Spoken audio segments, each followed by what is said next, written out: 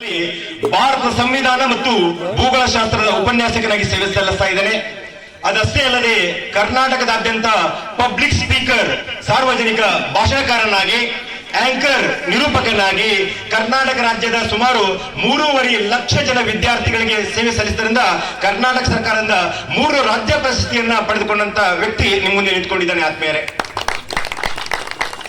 ಯಾಕೆ ಕಾರ್ಯಕ್ರಮದ ಮುಖ್ಯ ಭಾಷಣಕಾರಾಗಿ ಬಂದಂತ ಗುರುದೇವ್ ನಿರೂಪಕನಾಗಿ ನಿಂತ್ಕೊಂಡಪ್ಪ ಅಂದ್ರೆ, ಯಾವುದೇ ಒಂದು ಕಾರ್ಯಕ್ರಮದಲ್ಲಿ ಏನೇ ಅಡಚಣೆ ಆಗ್ತಾ ಇದ್ರೆ ಆ ಅಡಚಣೆಗೆ ನಾನು ಸ್ಪಂದಿಸಬೇಕೆನ್ನುವಂತ ಮನೋಭಾವನ ಇಟ್ಕೊಂಡಂತ ವ್ಯಕ್ತಿ, ಈ ಕಾರ್ಯಕ್ರಮದ ಕೇಂದ್ರ ಬಿಂದು ಆಗಿ ಬಂದಂತ ವ್ಯಕ್ತಿ ಇವತ್ತು ಇಡೀ ಕಾರ್ಯಕ್ರಮದ ನಿರೂಪಣೆಗಾಗಿ ನಿಂತ್ಕೊಂಡಿದೆ. ಯಾಕಪ್ಪ ಅಂದ್ರೆ ಬಂಜಾರ ಸಮಾಜದ ಮೇಲೆ ಇರುವಂತ ಅತ್ಯಂತ ಪ್ರೀತಿ ನನ್ನದು.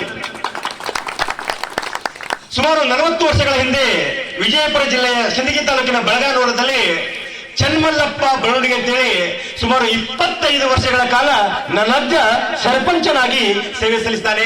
ಆ ಗ್ರಾಮ ಪಂಚಾಯಿತಿಯಲ್ಲಿ ಒಂದು ಅಧ್ಯಕ್ಷ ಸ್ಥಾನವನ್ನ. ಈ ಸಂದರ್ಭದಲ್ಲಿ 40 ವರ್ಷಗಳ ಹಿಂದೆ ನಮ್ಮ ಅಜ್ಜನ ಮುಖನೂ ಕೂಡ ನಾನು ನೋಡಿಲ್ಲ. ಯಾಕೆ ಈ ಸಂದರ್ಭದಲ್ಲಿ ನನ್ನ ಅಜ್ಜ ನೆನಪಿಸ್ಕೊಳ್ತಾ ಇದ್ದೇನೆ ಅಂದ್ರೆ, ತಮಗೆಲ್ಲ ಗೊತ್ತು, ಈ ಬಂಜಾರ ಸಮಾಜದ ಇತಿಹಾಸವನ್ನ ನಾವು ಅಧ್ಯಯನ ಮಾಡಿದಾಗ ಈ ಭಾರತ ದೇಶದಲ್ಲಿ ಎಲ್ಲಿ ಕೂಡ ಒಂದು ಪರ್ಮನೆಂಟ್ ಆಗಿ ನೆಲೆ ನಿಲ್ಲೋದಕ್ಕೆ ಎಲ್ಲಿ ಕೂಡ ಅವರಿಗೆ ಅವಕಾಶಗಳು ಇರಲಿಲ್ಲ. ಅವರು ಅತಂತ್ರರಾಗಿದ್ರು. ಸುಮಾರು 40 ವರ್ಷಗಳ ಹಿಂದೆ ಬಳಗಾನೂರ ಗ್ರಾಮದಲ್ಲಿ ನನ್ನ ಅಜ್ಜ ಸರ್ಪಂಚ ಆದಾಗ ಅವರು ಎಲ್ಲಿ ವಾಸ ಮಾಡ್ತಾ ಇದ್ರಪ್ಪ ಅಂದ್ರ, ಬಳಗಾನೂರ ಗ್ರಾಮದಲ್ಲಿ ಇವತ್ತೇನು ಸಾವಿರಾರು ಎಂತಲ್ಲ ಬಂಜಾರ ಜನಾಂಗ ಎಂತಲ್ಲ ಒಂದು ಪರ್ಮನೆಂಟ್ ವಾಸಸ್ಥಾನವನ್ನ ಇದೆಯಲ್ಲ, ಅವತ್ತು ಇರ್ಲಿಲ್ಲ. ನೀವೇನು ಕೇದಾರಲಿಂಗ ದೇವಸ್ಥಾನ ಇದೆಯಲ್ಲ, ಆ ದೇವಸ್ಥಾನಕ್ಕೆ ಹೋಗುವಾಗ ಅಲ್ಲಿ ಒಂದು ಜೋಪಡಿ ಹಾಕೊಂಡು ಅಂತಲ್ಲ ಅವರು ತಮ್ಮ ಬದುಕನ್ನು ನಡೆಸ್ತಾ ಇದ್ರು. ಅದನ್ನ ಮನಗಂಡಂತಹ ನನ್ನ ಅಜ್ಜ ಚನ್ಮಲ್ಲಪ್ಪ ಬರವಣಿಗೆ ಅವತ್ತು, ನೀವು ನನ್ನೂರಿನವರು, ನೀವು ಊರು ಹೊರಗಡೆ ಇರಬಾರದು, ಊರ ಮಧ್ಯದಲ್ಲಿ ಇರಬೇಕಂತ ಇವತ್ತು ಇಡೀ ಒಂದು ಬಸ್ ಸ್ಟ್ಯಾಂಡ್ ಸುತ್ತಮುತ್ತ ಏನು ನೂರಾರು ಸಾವಿರಾರು ಮನೆಗಳೇನು ಬಂಜಾರ ಸಮಾಜ ಇರ್ತಲ್ಲ, ಅವತ್ತು ನಮ್ಮ ಅಜ್ಜ ಕೊಟ್ಟಂತ ಕಾಣಿಕೆ ಈ ಬಂಜಾರ ಸಮಾಜಕ್ಕೆ ಅಂತ ನಾನು ಹೇಳ್ತಾ ಇದ್ದೇನೆ. ಯಾಕೆ ಇದನ್ನ ನೆನಪಿಸ್ಕೊಳ್ತಾ ಇದ್ದೇನೆ ಅಂದ್ರೆ, ನಾನು ಕೂಡ ಅದು ಕೊಟ್ಟಿದ್ದು ನೋಡಿಲ್ಲ.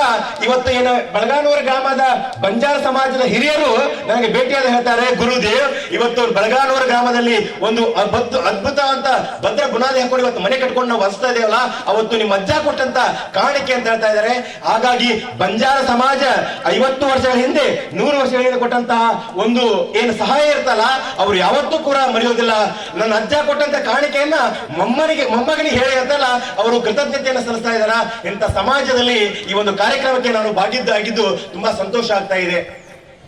ಆದ್ಮೇಲೆ ಬಂಜಾರ ಸಮಾಜದ ಬಗ್ಗೆ ಸ್ವಲ್ಪ ನಾನು 1-2 ನಿಮಿಷಗಳಲ್ಲಿ ಮಾತಾಡ್ತೇನೆ. ಯಾಕಂದ್ರೆ ಸಮಯದ ಅಭಾವ ಇರೋದ್ರಿಂದ ಕೇವಲ 1 ಗಂಟೆ ಮಾತನಾಡ್ಬೇಕಂತ ಗುರುದೇವ್ 1-2 ನಿಮಿಷದಲ್ಲಿ ಯಾಕೆ ಮಾತಾಡ್ತಾ ಇದ್ದೇನೆ ಅಂದ್ರೆ, ಶಿಕ್ಷಕರು ಹೇಳ್ತಾ ಇದ್ದಾರೆ